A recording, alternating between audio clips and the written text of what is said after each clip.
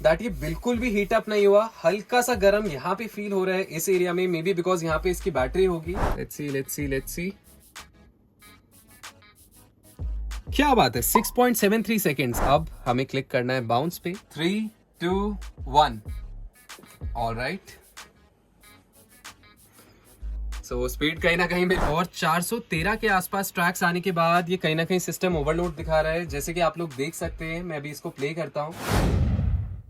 Hey guys, I'm Vasudev और आप देख रहे हैं मिक्स विद वासुदेव। तो फाइनली हम लोग वो वीडियो ले आए हैं आप लोगों के लिए जिसका आप लोगों को बहुत ही ज्यादा इंतजार था। तो जैसे कि आप लोग रियलाइज कर पा रहे होंगे, पीछे आप लोगों को दिख रहे होंगे दो मैकबुक्स रखे हुए हैं, जिनमें से एक हमारा M1 Pro है और एक हमारा इंटेल का i9 वाला है। तो आज के वीडियो में हम लोग इन डेप्थ कंपेयर करेंगे इन दोनों मॉडल्स को, इन दोनों प्रोसेसर्स को, और इसी के साथ फाइल ट्रांसफर की भी स्पीड चेक करेंगे एक्सटर्नल SSD के साथ। तो वीडियो को शुरू करने से पहले, इन दोनों के बीच में कंपैरिजन करने से पहले मुझे पहले ही नीचे कमेंट्स में बता दीजिए कि आप लोग किसके फैन हैं। क्या आप लोग M1 के फैन हैं या फिर आप लोग इंटेल के प्रोसेसर्स के फैन हैं। एंड मेक श्योर कि आप लोग जो अपना कमेंट है उसको मेरे कंपेयर करने से पहले कर रहे हैं, क्योंकि वीडियो के एंड तक आपको इवेंचुअली पता ही चल जाएगा कि इनमें से कौन सा लैपटॉप बेटर है, कौन सा प्रोसेसर बेटर है म्यूजिक प्रोडक्शन के लिए।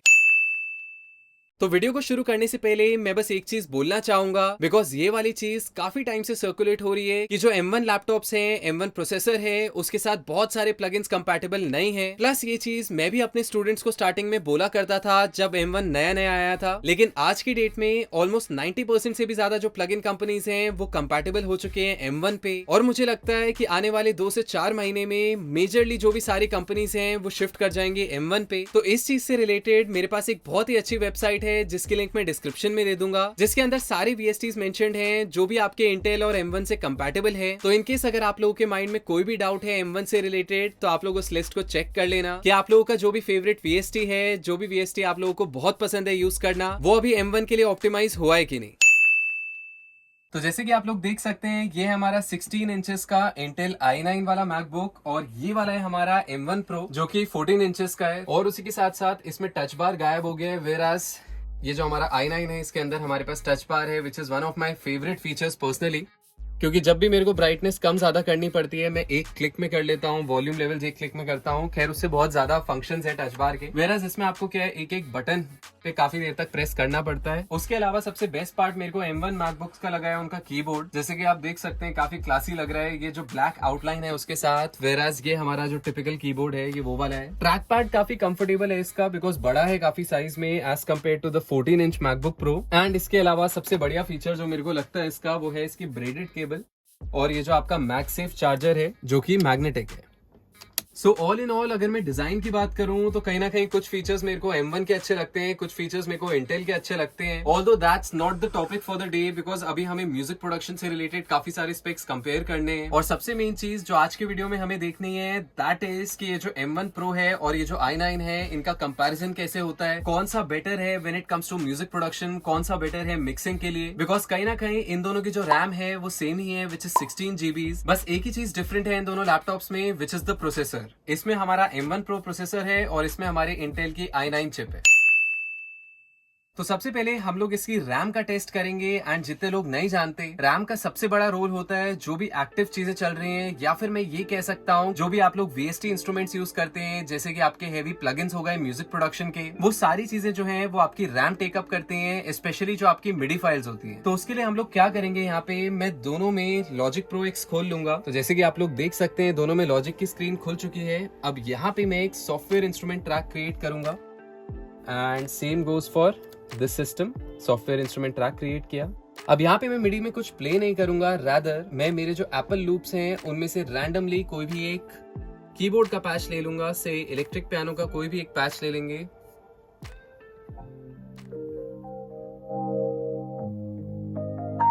ऑलराइट, इस मिडी को ले लेते हैं, इसको मैं सिंपली यहाँ पे ड्रैग एंड ड्रॉप कर दूंगा, दैट्स ऑल। और इसका नाम मैं सर्च करता हूँ, इसको सेम चीज को हम कॉपी पेस्ट यहाँ पे कर देंगे, which is what is it 80s romance.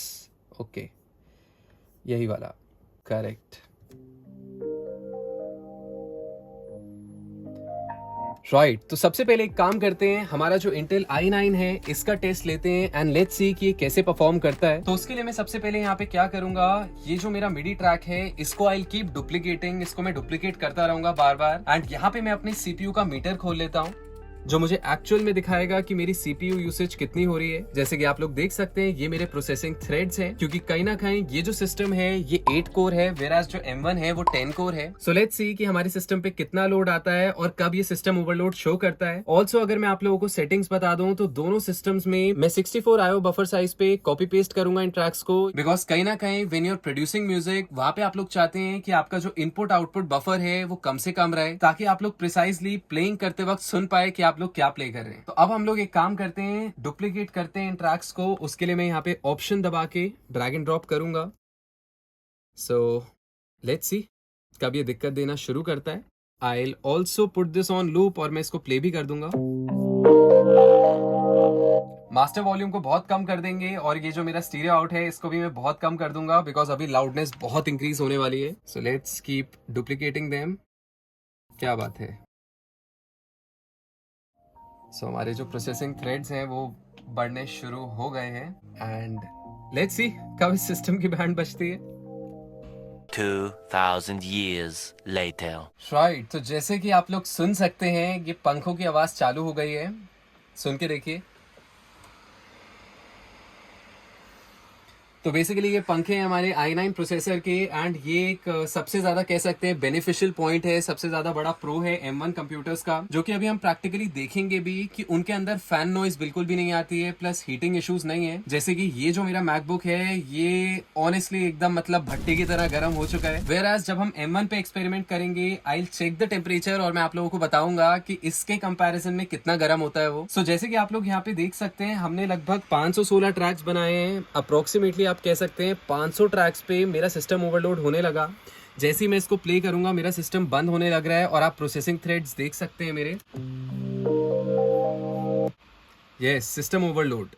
तो बेसिकली कहीं ना कहीं आप लोग कह सकते हैं कि Intel i9 की अगर मैं बात करूं, क्योंकि अभी मैं सिर्फ स्टॉक VSTs यूज कर रहा हूं, स्टॉक मैंने इलेक्ट्रिक पियानो का प्लगइन यूज किया है, उसमें इसने लगभग 500 ट्रैक्स बना लिए हैं। And if I tell you honestly लगभग 250 से 300 ट्रैक्स के बाद इसके अंदर क्रैकलिंग साउंड भी आनी शुरू हो गई थी, विच इज ऑनेस्टली समथिंग जो काफी डिस्ट्रैक्टिंग हो सकता है आपके लिए अगर आप एक म्यूजिक प्रोड्यूसर हैं। बट ऑल इन ऑल आप लोग देख सकते हैं 500 ट्रैक्स के आसपास जाके इसका सैचुरेशन पॉइंट आता है, यानी कि अगर आपके पास 400 मिडी ट्रैक्स भी हैं या 300 मिडी ट्रैक्स भी हैं आइडियल सिचुएशन में, तो आप इस पे काफी स्मूथली रन कर सकते हैं, ये काफी सही परफॉर्म करेगा इस पे। इसके बाद अगर यही सेम टेस्ट हम लोग M1 में करें तो अगेन मैं वही चीज इसके अंदर करूंगा, मैं ट्रैक्स को डुप्लीकेट करूंगा एंड लेट्स ट्राई टू सी कि M1 जो है हमारा वो कितना लोड झेल पाता है। उसके लिए भी उसका जो CPU मीटर है वो मैं साइड में खोल लेता हूँ। प्लीज इग्नोर करना उसके पंखों की आवाज, वो मैं बंद नहीं कर सकता बीच में क्योंकि अभी वो बहुत ज्यादा लोड ले रहा है बेचारा लैपटॉप। तो लेट्स सी M1 में क्या रहता है हमारा परफॉर्मेंस। Much later.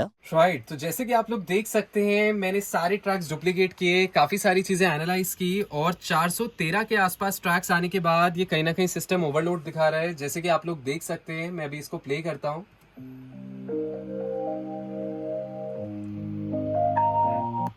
सो ये सिस्टम ओवरलोड का एरर आ चुका है, लेकिन अगर मैं आप लोगों को एक अमेजिंग चीज बताऊं जो ऑनेस्टली मैंने अभी देखी, विच इज कि 400 ट्रैक्स तक आते आते भी इसके अंदर वो क्रैकल साउंड या पॉप साउंड नहीं आई, जो कि वहां पे 250 से 300 ट्रैक्स में आनी शुरू हो गई थी। यानी कहीं ना कहीं मैं कह सकता हूं कि यहाँ पे मैं 400 मिडी ट्रैक्स तक तो बहुत आराम से पहुंचा, लेकिन 400 के बाद सिस्टम ओवरलोड भी होने लगा और क्रैकल और पॉप्स भी आने लगे। उसी के साथ साथ कोई भी नॉइज नहीं है, कोई भी नॉइज का साइन नहीं है। जो भी आप लोग अभी पंखे की आवाज सुन रहे हैं वो अभी भी उस वाले मैकबुक से आ रही है, इंटेल वाले मैकबुक से आ रही है, इससे अभी तक कोई साउंड नहीं आ रही। प्लस क्या बात है, इसका टेम्परेचर भी अभी रूम टेम्परेचर है, बिल्कुल भी गर्म नहीं हुआ ये अभी तक। मतलब कितनी क्रेजी चीज है, क्या ही डिजाइन किया है एप्पल ने इसको,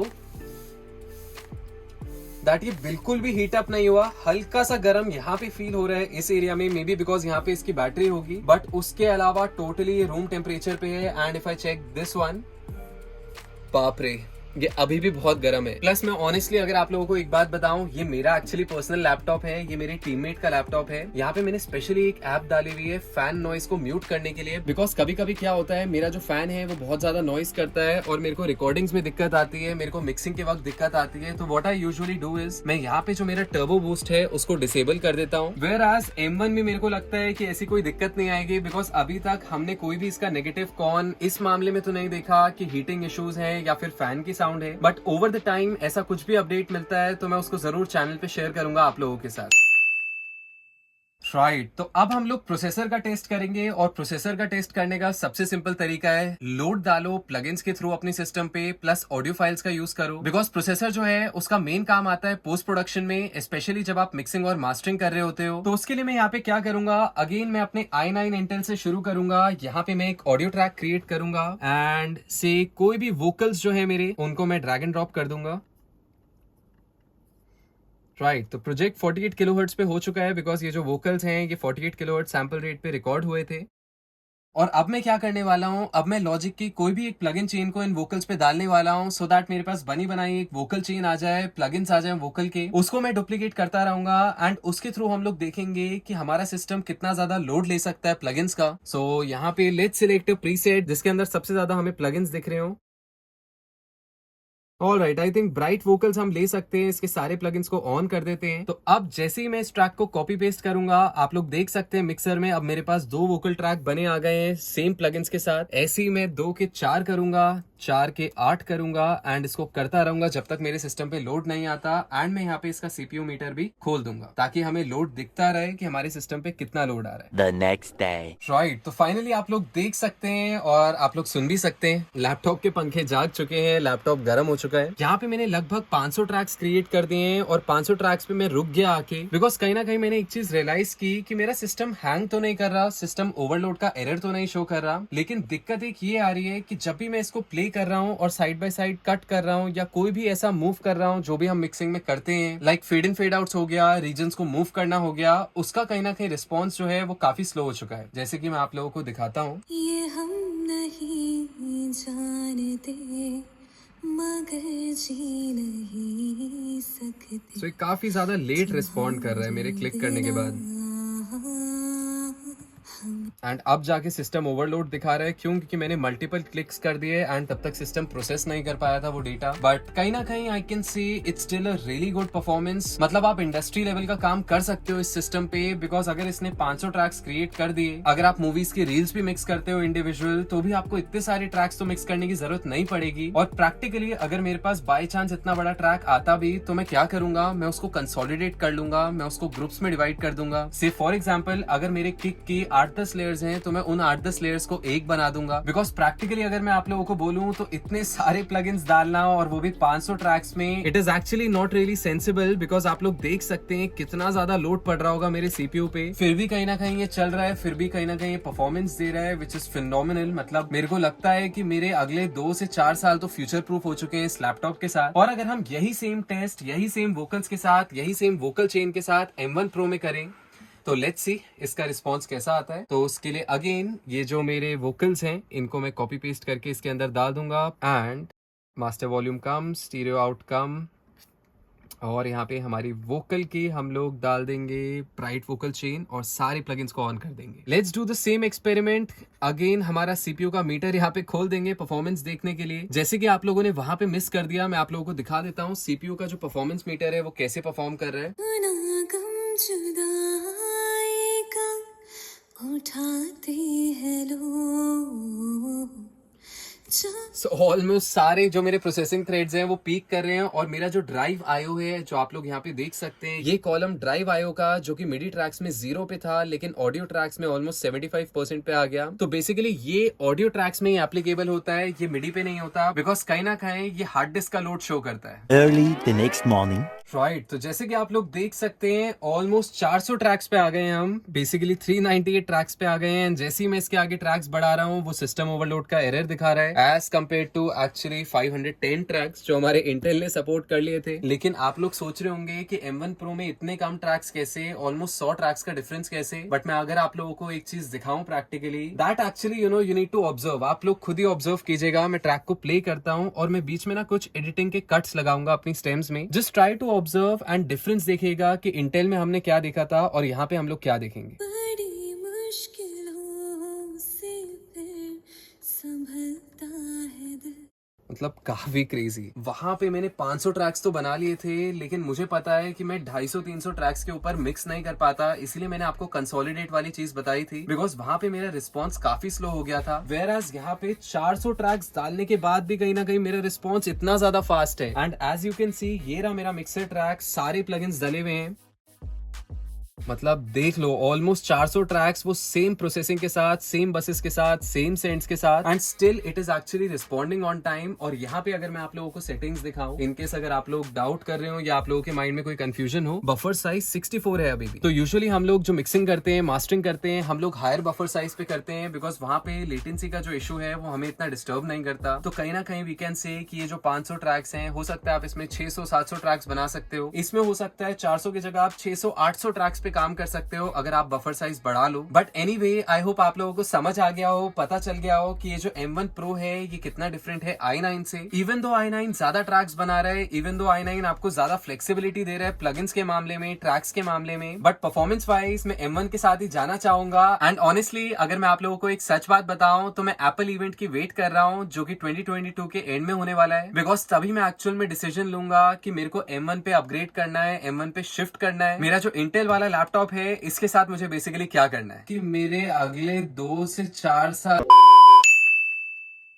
राइट। तो अब हम लोग क्या करेंगे, अब हम लोग एक और टेस्ट करते हैं जिसमें हम लोग ट्रांसफर स्पीड्स देखेंगे। तो उसके लिए मैं अपनी सैमसंग की मेरी 1 TB की जो SSD है इसको यूज करूंगा। एंड इसकी मदद से हम लोग क्या करेंगे, एक बार हम लोग SSD से सिस्टम में कोई फाइल ट्रांसफर करेंगे और उसके बाद उसी फाइल को हम लोग सिस्टम से एक बार SSD में डालेंगे, जस्ट टू चेक कि हमारा जो डेटा है वो कितनी देर में ट्रांसफर होता है इन दोनों ड्राइव्स में। तो उसके लिए अगेन सबसे पहले हम लोग अपने बेमिसाल इंटेल i9 पे कनेक्ट करते हैं इस ड्राइव को। एंड यहाँ पे मैंने स्टॉप वॉच रख ली है, तो स्टॉप वॉच ऑन कर लेंगे, because anyway I don't trust वो हमें जो सिस्टम में दिखाता है ना 10 सेकंड्स रिमेनिंग, 1 मिनट रिमेनिंग, तो हम लोग एक्चुअल टेस्ट करेंगे। तो उसके लिए मैंने ये हार्ड डिस्क खोली है एंड तेरे बिना AMP फाइल्स हैं। तो ये एक असाइनमेंट है जो हम लोग फाइनल असाइनमेंट स्टूडेंट्स को देते हैं, 5 GB का ऑलमोस्ट। ठीक है, तो एक काम करते हैं, इसको मैं ड्रैग एंड ड्रॉप करूंगा डेस्कटॉप पे and I will start the stop watch right away. So 3, 2, 1, let's see. क्या बात है, 6.73 सेकेंड्स। अब देखते हैं कि यही सेम फाइल को अगर हम SSD में डालें तो कितना टाइम लगता है। 3, 2, 1।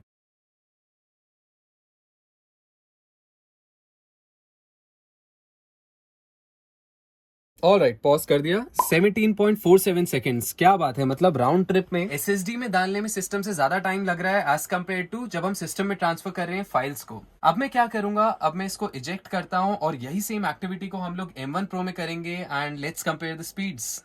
दोनों सिस्टम्स में कितना डिफरेंस है, विच आई एम प्रीटी श्योर काफी ज्यादा होगा, बट ये चीज मैंने पहले करके नहीं देखी, तो मैं भी बहुत एक्साइटेड हूँ रिजल्ट्स को देखने के लिए। ऑलराइट, सो यहाँ पे इसको आइकन व्यू में जाते हैं and this is the file. तो इसको मैं इधर लाता हूँ और एक साथ ड्रॉप करूंगा और स्टार्ट दबाऊंगा। 3, 2, 1।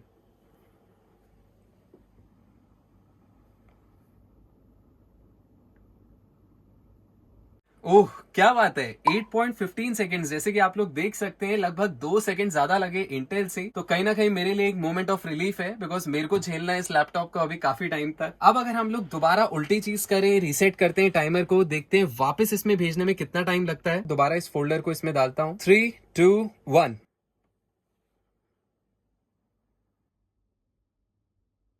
ओके, काफी कमाल की बात है। मतलब इसमें लगे हैं 12.4 सेकेंड्स एंड उसमें हमें लगे थे 17 से 18 सेकेंड्स। तो कहीं ना कहीं इससे आप SSD में ट्रांसफर कर रहे हो तो फास्ट ट्रांसफर हो रहा है, वेराज SSD से सिस्टम में ट्रांसफर कर रहे हो तो रिलेटिवली स्लो हो रहा है। तो all in all I don't think यहाँ पे हम लोग ऐसे कुछ बहुत मेजर कंपैरिजन करेंगे। डेफिनेटली फाइल साइज अगर बड़ा होता है, चीजों का बड़ा होता है, तो हम लोग कहीं ना कहीं प्रेफर कर सकते हैं i9 को। लेकिन मोर और लेस छोटी मोटी फाइल साइज में इवन अगर आप लोग 8-10 GB 20 GB का डेटा ट्रांसफर कर रहे हैं तो बहुत ज्यादा फर्क नहीं है दोनों लैपटॉप्स में। राइट तो अब एक्चुअली घड़ी आ चुकी है। अब हम एक फाइनल टेस्ट करने वाले हैं इन दोनों के बीच में, इंटेल i9 और M1 Pro के बीच में, which is the export test. तो उसके लिए जैसे कि आप लोग देख सकते हैं, मैंने जो बिली आइलिश का हमारे पास डेमो प्रोजेक्ट मिलता है लॉजिक प्रो एक्स की तरफ से, वो मैंने दोनों सिस्टम्स में खोल लिया है और कहीं ना कहीं उसको लूप कर लिया है, सेम बार लेंथ, सेम एकदम मेजर के साथ। सो अब हम लोग क्या करने वाले हैं, दोनों को मैं ऑफलाइन बाउंस करने वाला हूँ and let's check the speed. दोनों पे मैं एंटर की जो है एक साथ दबाऊंगा और ड्यूरेशन देखते हैं कौन सा सबसे पहले एक्सपोर्ट करता है, कौन सा सबसे पहले बाउंस करता है ट्रैक को एंड कितनी जल्दी करता है। तो उसके लिए मैं दोनों में मेन्यू खोल के रख देता हूँ सेम सेटिंग्स के साथ। Let's compare the settings. यहाँ पे मैंने PCM में AIFF को मैं वेव कर दूंगा बिकॉज इस सिस्टम में हमने अभी अभी लॉजिक इंस्टॉल किया है, क्योंकि मेरे जो टीममेट हैं वो एबल्टन यूज करते हैं। तो हम लोग सेटिंग्स को एकदम सेम रखेंगे इसमें और हमारे इंटेल वाले i9 में। So it's wave, sample rate, interleave, ठीक है, सब कुछ एकदम सेम है। बाउंस को ऑफलाइन कर देंगे, नॉर्मलाइजेशन ऑफ कर देंगे इस वाले में, जैसे कि यहाँ पे नॉर्मलाइजेशन ऑफ है। इंक्लूड ऑडियो टेल चेक है, इधर भी चेक कर देते हैं। ऑडियो टेल इज बेसिकली जो भी आप रिवर्ब्स वगैरह डालते हैं उसका जो भी सस्टेन है, उसकी जो भी टेल है। बाकी स्टार्ट एंड पोजीशंस दोनों सेम है। तो बस हमें डेस्टिनेशन डालनी है कि कहाँ पे हमें इसको एक्सपोर्ट करना है। तो मान लो इसको हम लोग डेस्कटॉप पे कर लेते हैं, लोकेशन भी सेम रख लेते हैं दोनों में। सो यहाँ पे भी ओके करके मैं डेस्कटॉप पे चला जाऊंगा ओशन आइस के नाम से एंड बस अब हमें क्लिक करना है बाउंस पे। So, 3, 2, 1. All right. So, speed कहीं ना कहीं मेरे को M1 की काफी सही लग रही है। M1 भाग रहा है and Intel is a bit slow. Let's see कितनी जल्दी खत्म करता है, because we have a clear winner I think यहाँ पे। बाप रे, उसका ऑलमोस्ट हो भी गया, डन। एंड ये 50% पे। Let's see. तो मुबारक हो, मैंने डिसाइड किया है कि अब मैं भी बहुत ही जल्दी M1 पे शिफ्ट कर रहा हूँ। अब बस इसकी बोली लगाना चालू कर रहा हूँ मैं। जिसको i9 खरीदना हो प्लीज मुझे नीचे कमेंट सेक्शन में बताना। मेरे अगले 2 से 4 राइट तो आई एम प्रीटी श्योर आप लोगों को बहुत मजा आया होगा इस वीडियो को देख के। आप लोगों को कुछ ना कुछ नया सीखने को मिला होगा, नया देखने को मिला होगा। बिकॉज पर्सनली मैंने बहुत ही ज्यादा यूट्यूब पे रिसर्च किया था बिफोर मेकिंग दिस वीडियो, और मुझे कोई भी वीडियो नहीं मिला था जिसने इस तरह से कंपेयर करके दिखाया था M1 Pro और i9 प्रोसेसर को, और वो भी म्यूजिक प्रोडक्शन के कॉन्टेक्स्ट में। भाई जब तू M1 पे शिफ्ट कर जाएगा तो तू अपना जो इंटेल वाला लैपटॉप है वो मुझे दे दियो। अच्छा, कितने में खरीदेगा? जितने में तू बेचेगा उतने में मैं ले लूंगा। है? क्या बात कर रहा है? हाँ भाई, वो पैसे मेरी रॉयल्टी से माइनस कर लियो।